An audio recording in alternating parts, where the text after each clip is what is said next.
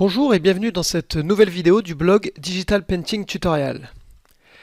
Alors, aujourd'hui, je vais vous donner les bases pour comprendre les brushes. Ouais, vous vous dites, et vous avez bien raison, car les brushes sont les outils essentiels pour le digital painting. Donc pour bien dessiner ou peindre, il faut avant tout comprendre et bien maîtriser ces outils. Et c'est ce que je vous propose de voir dans cette série.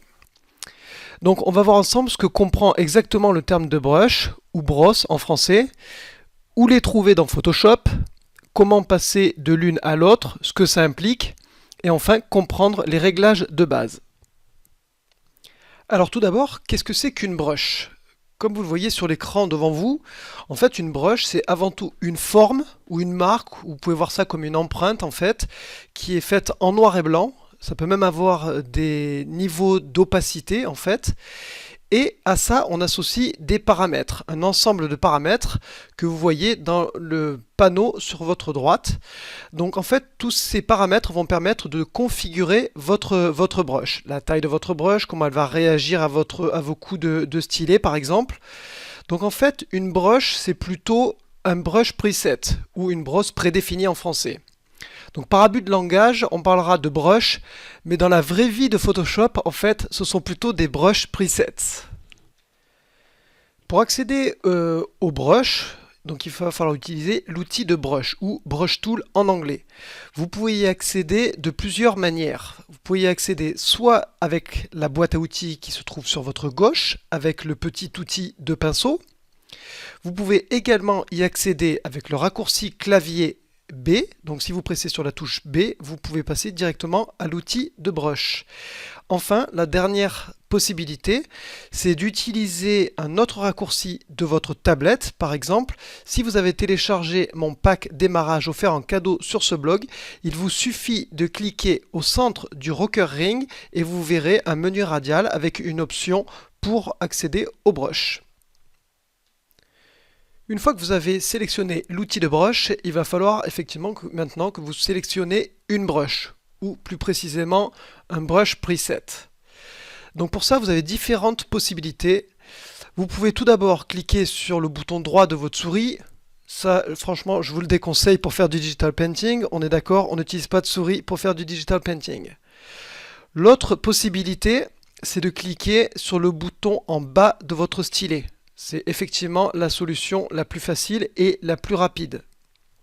Une autre option consiste à cliquer dans la barre d'options qui se situe en haut et vous pouvez cliquer directement sur la petite flèche que vous voyez et qui vous mène directement au panneau de Brush Preset. Enfin, la dernière possibilité, c'est de cliquer à droite sur le panneau directement de Brush Preset. Si vous avez installé mon pack démarrage, vous verrez que dans le workspace de Photoshop, il est directement installé. Maintenant, je vais vous montrer comment régler sa brush avec les options de base. Donc, je clique avec le bouton en bas du stylet. Je sélectionne par exemple la brosse dure ici et je vous montre un trait par défaut. Voilà, donc ici j'ai un trait qui est plein avec une épaisseur qui est liée à la pression du stylet. Je peux maintenant changer l'opacité de mon trait avec les paramètres qui sont dans la barre d'options en haut. Donc je peux cliquer ici et changer la valeur avec le curseur. Je vous montre une petite astuce aussi, vous pouvez appuyer directement sur CTRL et modifier cette valeur-là directement. Ça vous permet de ne pas avoir à cliquer à l'intérieur de la fenêtre. Donc je vais diminuer l'opacité ici et refaire un nouveau trait. Vous voyez que le trait est beaucoup moins opaque. Alors si vous ne connaissez pas la différence qu'il y a entre l'opacité et le flow, je vous encourage à regarder la vidéo que j'ai réalisée à ce sujet. Ensuite, la barre d'options en haut me permet de changer d'autres paramètres. L'option qui est ici permet simplement d'attribuer la pression du stylet à l'opacité. C'est l'option que j'ai par défaut sur cette brush, sur ce brush preset. Ici, vous pouvez modifier le flow. Ici, vous avez l'option Airbrush. Alors, je remets l'opacité ici à 100% et je vous montre à quoi correspond l'option Airbrush. Si je fais un trait standard, voilà le trait que j'obtiens. Si je laisse appuyer sur mon brush, ça ne fait qu'un seul point. D'accord? Je vais augmenter la taille de mon brush pour qu'on voit mieux. Ici, j'appuie et ça ne fait qu'un point. Si en revanche je sélectionne l'option Airbrush, ça fait comme un pistolet à peinture ou une bombe de peinture, c'est-à-dire que plus je laisse appuyer, plus ça vient rajouter des pixels. Voilà, ça rajoute des pixels petit à petit par-dessus. Je désactive l'option Airbrush et enfin la dernière option que vous avez ici permet d'attribuer la pression du stylet à la largeur de votre trait. Alors j'ai un petit avertissement à vous faire à ce niveau-là, au niveau de ces options que vous voyez dans la barre d'options.